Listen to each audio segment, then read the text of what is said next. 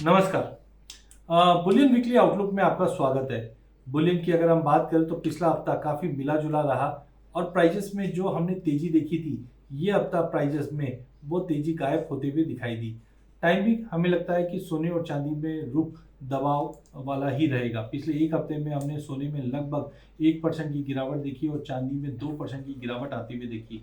मुख्य कारण की अगर बात करें तो सोने और चांदी में एक तरह का प्रॉफिट बुकिंग मार्केट में ट्रिगर है, जिसकी वजह से दबाव है। जिस दिन से यूएस और ईरान के सीज फायर की टॉक थी, वो कहीं ना कहीं सोने चांदी को सपोर्ट करते हुए दिखाई दी और हमने सोने में 4,900 तक के करीब जाते हुए देखा और चांदी को तो $83 तक जाते हुए देखा।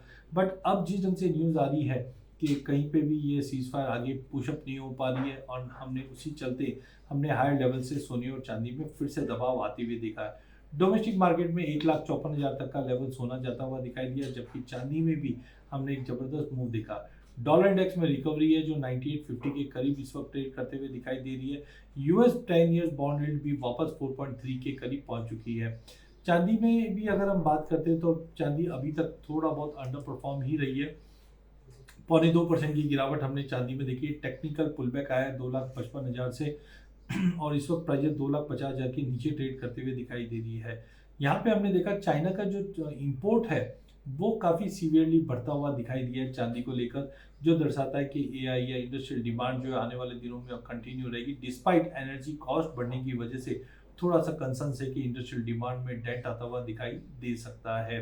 वहीं साल भर में अगर हम देखें तो अभी भी चांदी 3-3.5% की तेजी के साथ ही दिखाई दे रही है जनवरी से लेकर अब तक। बट जब तक इंटरनेशनल में 80 के ऊपर नहीं जाता, प्राइजेस में कंटिन्यू दबाव रहेगा। वहीं गोल्ड के अंदर भी हम 48-20 के ऊपर जब तक नहीं निकलते, कंटिन्यू दबाव रहेगा, क्योंकि डोनाल्ड ट्रंप और ईरान के बीच में बैठक बिल्कुल नहीं हो पा रही है और सेल ऑफ जो है वो पूरे एसेट क्लास में। हाँ, एक नई चीज़ हमने देखी है पिछले 2 दिनों में, क्रिप्टो के अंदर एक अच्छी खासी बाइंग आती हुई देखी है। हालांकि इंडिया में इलीगल है, बट फिर भी हमने देखा ग्लोबल मार्केट के अंदर जो फ्लो है वो क्रिप्टो की तरफ बढ़ता हुआ दिखाई दे रहा है, इक्विटी और कमोडिटी से निकलते हुए।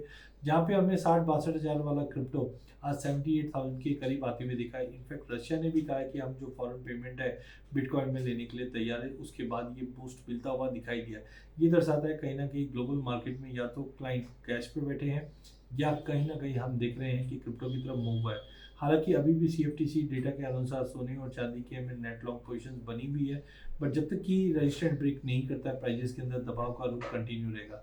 अगले हफ्ते के अंदर डेटा सेट की अगर हम बात करें तो कहीं ना कहीं फेड की जो बैठक रहनी है उसमें सबसे ज़्यादा इंपॉर्टेंट रहेगा रेट कट की पॉसिबिलिटी।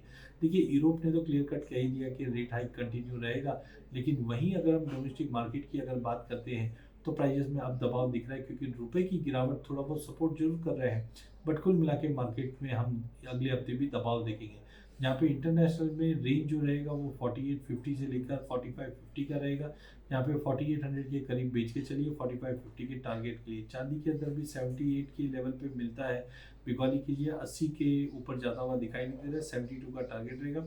डोमेस्टिक मार्केट की भी अगर हम बात करते हैं तो यहाँ पे भी हम देख रहे हैं कि 1,53,500 से 1,54 के करीब आए, बिकॉली कीजिए 1,50 का इमीडिएट सपोर्ट है।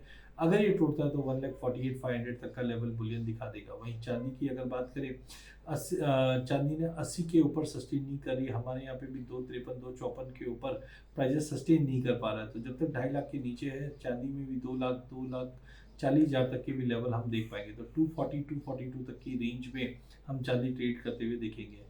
हालांकि अभी भी अनसर्टेनिटी बनी हुई रहेगी डोनाल्ड ट्रंप और ईरान को लेकर। अगर वहाँ पे कोई सीज फायर की न्यूज़ आती तो टेम्परेरी बाउंस मिल जाएगा, अदरवाइज दबाव कंटिन्यू रहेगा सोने और चांदी में। धन्यवाद।